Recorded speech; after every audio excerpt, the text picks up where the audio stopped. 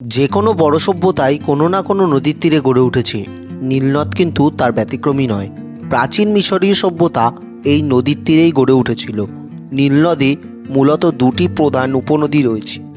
একটিকে বলা হয়ে থাকে সাদা নীলনদ এবং অপরটিকে বলা হয়ে থাকে নীল নীলনদ। এই সাদা নীলনদ নদীটি ভিক্টোরিয়া লেক থেকে উৎপত্তি হয়েছে এবং এই নীল নীলনদ নদীটি ইথিওপিয়ার টানা লেক থেকে উৎপত্তি হয়েছে। এই দুই উপনদী কিন্তু খার্তুম নামক স্থানে এসে মিলিত হয়েছে, তারপর একসাথে বিশাল পথ পাড়ি জমিয়ে শেষে ভূমধ্যসাগরে পতিত হয়েছে।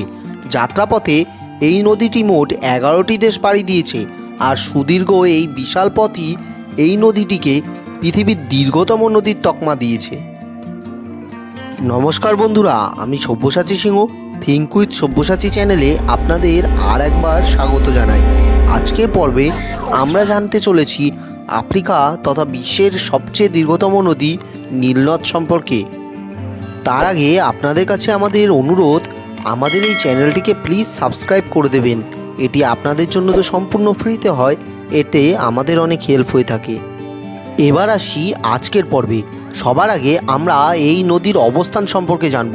উত্তর পূর্ব আফ্রিকার উত্তর প্রবাহিত একটি নদী হলো নীলনদ, যা ভিক্টোরিয়া লেক ও টানা লেক থেকে উৎপত্তি হয়ে ভূমধ্যসাগরে এসে মিশেছে। যাত্রাপথে এই নদীটি 6,650 কিলোমিটার বা 4,130 মাইল পথ অতিক্রম করে। এর দুটি উপনদী সুদানের রাজধানী খার্তুম নামক স্থানে মিলিত হয়ে 11টি দেশের উপর থেকে প্রবাহিত হয়ে শেষে ভূমধ্যসাগরে মেলে। এই 11টি দেশ হল কঙ্গো গণতান্ত্রিক প্রজাতন্ত্র, Tanzania, Burundi, Rwanda, Uganda, Kenya, Ethiopia, Eritrea, দক্ষিণ সুদান, সুদান ও মিশর। এর মধ্যে মিশর, সুদান ও দক্ষিণ সুদানের মূল জলের চাহিদার অধিকাংশই কিন্তু এই নদী দ্বারাই প্রাপ্ত হয়।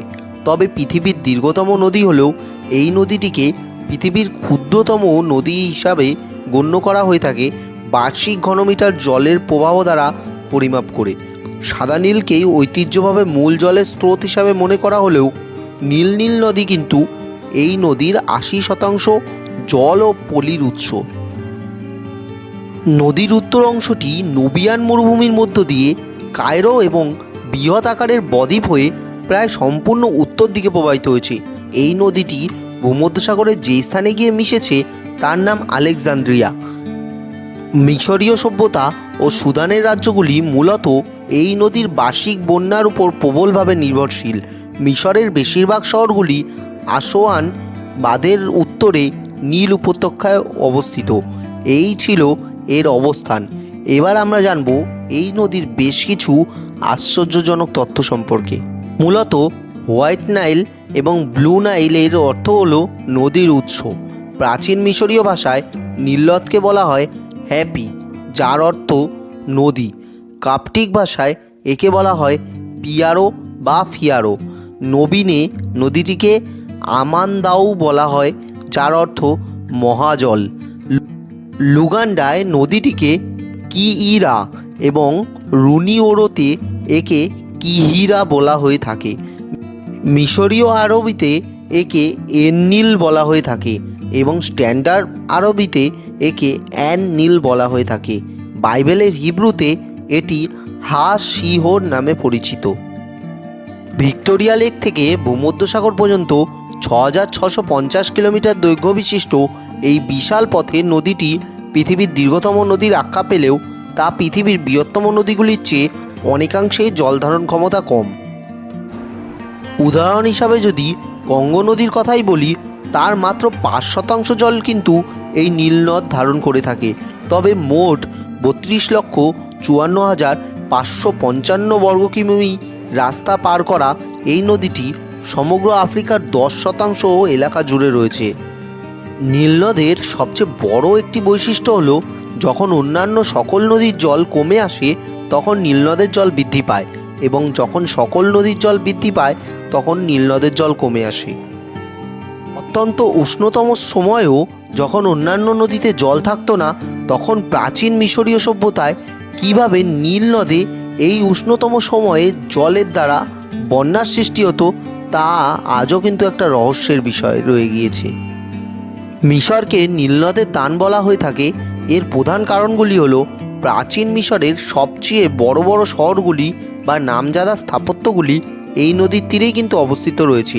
এছাড়া নদীর তীরের উর্বর মাটিতে কৃষিকাজ করে এখানকার বাসিন্দারা তাদের জীবিকা অর্জনও করতেন। এই সুবিশাল নদীটি বর্তমানে শুকিয়ে যাচ্ছে, কারণ 1970 সালে আসওয়ান হাই ড্যাম নামে একটি বাঁধ তৈরি করা হয় বিদ্যুৎ তৈরি করার কারণবশত। তবে এর পর থেকে মিশরে আর সেভাবে বন্যাও দেখা দেয় না, যা নীলনদের তীরে অবস্থিত জমির উর্বরতা কম করছে। তবে 10 কোটি জনসংখ্যা বিশিষ্ট মিশরের পানীয় জল থেকে শুরু করে চাষবাস সবেতে এই জলই কিন্তু ব্যবহার করা হয়ে থাকে। এছাড়াও সুদান ও দক্ষিণ সুদান কিন্তু এই নদীটির উপরে প্রবলভাবে নির্ভরশীল। এই কারণে কিন্তু মিশরের সাথে সুদানের রীতিমতো জলবন্টন নিয়ে বেশ কিছু সমস্যাও রয়ে গিয়েছে। মনে করা হচ্ছে আগামী 30 থেকে 50 বছরের মধ্যে এই অঞ্চলগুলির জনসংখ্যা প্রায় ডবল হতে চলেছে। আর এর ফলে এই নদীটির উপর যে জলের চাহিদা আরও বাড়তে চলেছে তা কিন্তু বলা বাহুল্য। 11টি দেশের উপর দিয়ে বয়ে চলা এই আন্তর্জাতিক নদীটি দিনে দিনে কিন্তু প্রবল সংকটময় হয়ে উঠেছে। তার মধ্যে নিত্য নতুন সমস্যা হলো জলদূষণ। জনসংখ্যার বৃদ্ধিতে যেভাবে আমাদের ভারতবর্ষের গঙ্গা নদী আজ দূষণের আরেক নামে পরিচিত হয়েছে, তেমনি এই নীলনদও এই কৃত্রিম উপায়ে তৈরি দূষণের শিকার। গঙ্গা নদী কীভাবে ধীরে ধীরে ধ্বংসের পথে যাচ্ছে সেই পর্বটি যদি আপনি এখনও না দেখে থাকেন, তবে এর লিঙ্ক ডেসক্রিপশান বক্সে দেওয়া থাকলো, চাইলে একবার দেখে নিতে পারেন। এটি ছিল পৃথিবীর দীর্ঘতম নদী নীলনদ নিয়ে আমাদের উপস্থাপনা। পর্বটি ভালো লাগলে একটি লাইক করে দেবেন প্লিজ, শেয়ার করে দেবেন আপনার বন্ধুদের সাথে। আর হ্যাঁ, আমাদের চ্যানেলটিকে সাবস্ক্রাইব করতে ভুলবেন না কিন্তু। দেখা হবে পরবর্তী পর্বে। ভালো থাকবেন, সুস্থ থাকবেন। জয় হিন্দ, বন্দে মাতরম।